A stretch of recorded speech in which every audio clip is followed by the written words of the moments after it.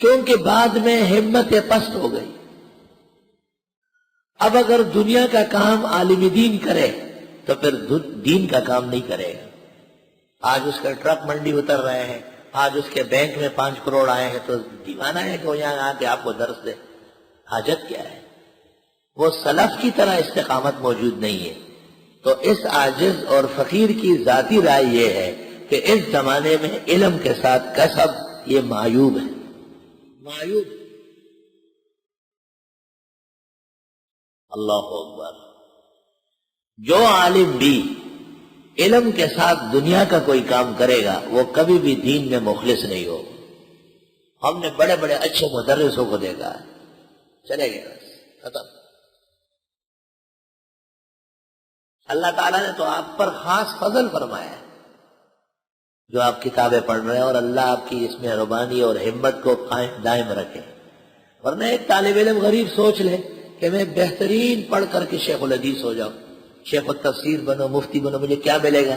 پاکستان میں اس مدرس کا نام بتاؤ جس کو 10,000 روپے مہینے ملتا ہے؟ کہیں نہیں, تنخواہیں کہاں. لیکن میں آپ کو ایک آدمی بتاؤں گا, مجھ سے ملنے آئے گا, پاجامہ اس کا ٹیڑھا ہے, گلے میں عورتوں کی طرح زنجیر ڈلا ہوا ہے, اور پان ایسا کھاتا ہے کہ یہاں اور یہاں پر جگہ سب زخمی ہو گئی ہے.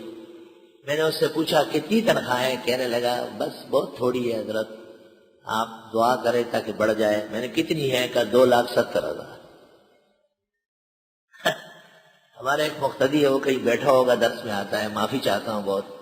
میں نے کہا مینار بن رہا ہے, پیسے تو دے دو. حضرت اوہو, آپ کو پتہ نہیں ہے یہ میرا قصور ہے, میں نے ابھی تک آپ کو بتایا نہیں ہے. میں جو میں تو ملازم ہوں, نوکر پیشہ ہوں.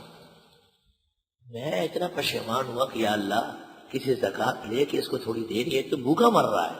اچانک میں نے پوچھا کہ تنخواہ کتنی ملتی ہے؟ کہ تنخواہ تو 4 لاکھ ملتی ہے. حضرت بہت تندرست ہو, نوکر پیشہ دیکھے گا, یہ بھوک دیکھے. اللہ اکبر. ہمارے مدرسین کو 3,325 آئے ہیں. اب پوری بات سمجھا کرو, وقت تو لگے گا, مفتاح اللہ صاحب پورا کر ہی دیں گے, ہماری جگہ وہ ختم کر دیں گے انشاءاللہ. ان کو پاشر بنے بہت طرح ہو لو, آسلو 3 سپارے ہوئے روان دے بابا نہ رکھا دے چھوڑا تو.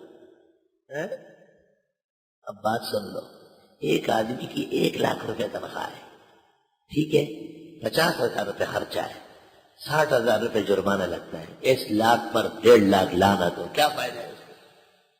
مدرس کو 3500 ملتے ہیں مدرسے میں, 3,000 یا 4,000 مشکل سے مسجد میں. بس گھر والی خیریت سے بچے دے رہی ہے دبا دب, چھوٹے چھوٹے ننھے منھے زبردست جوان ہو رہے ہیں, پتہ ہی نہیں ہے. دیکھو گورے چٹے کعبے سامنے آ رہے ہیں, کوئی ناظرہ کر رہے, کوئی حفظ پڑھ رہا ہے. او بابا اگر پیسے زیادہ ہو گئے, مصیبتیں بڑھ گئی, تو ہمیں کیا ضرورت ہے؟ پیسے تھوڑے ہو اور آرام و راحت ہو, اس کو کہتے ہیں برکت اور خیر سگالی, برکت اور عافیت. جناب نبی کریم صلی اللہ علیہ وسلم تشریف فرماتے, ایک صحابی دعا مانگ رہا, کنز المال جلد 8 16 جلدوں والا نسخہ کتاب الدعوات. یا اللہ مجھے یہ دے, مجھے وہ دے, مجھے یہ دے, مجھے وہ دے. حضرت کو غصہ آ رہا تھا, اور آپ فرماتے تھے اس آدمی کو دعا کی کوئی تمیز نہیں, اس کو دعا مانگنی آتا ہی نہیں. اچانک اس نے کہا اللہم انی اسألک العفو والعافیہ فی الدنیا والآخرہ. آپ بہت خوش ہوئے, فتبسم وقال سبحان اللہ اجادا وبلغ المرادا. عافیت مانگتے ہی آپ خوش ہوئے, اور میں ماشاءاللہ خوب مانگا, اور جو مانگا سب کچھ ملے گا. حدیث میں ہے مومن کو ایمان و یقین کے بعد سب سے بڑی دولت عافیت ہی ملتی ہے. اللہ تعالیٰ دم بدم قدم بقدم ہر وقت عافیت کی دولت نصیب فرمائے. زیادہ کی ضرورت نہیں ہے, وہی پڑھیر اور لیونی خوشحالی, تھوڑا ہو حلال کا ہو, مناسب زندگی کا گزارا ہو, خوشیوں کے ساتھ ہو. بلیات و آفات سے اللہ حفاظت فرمائے. ہمارا بےحد تجارتوں, بس کامیاب نہیں ہے ان کی تجارت, کوئی فائدہ نہیں دے گی ان کی تجارت. وما کانوا مہتدین, کیونکہ انہوں نے ایمان بیچ کے کفر لیا. ہدایت بیچ کے گمراہی لے لی.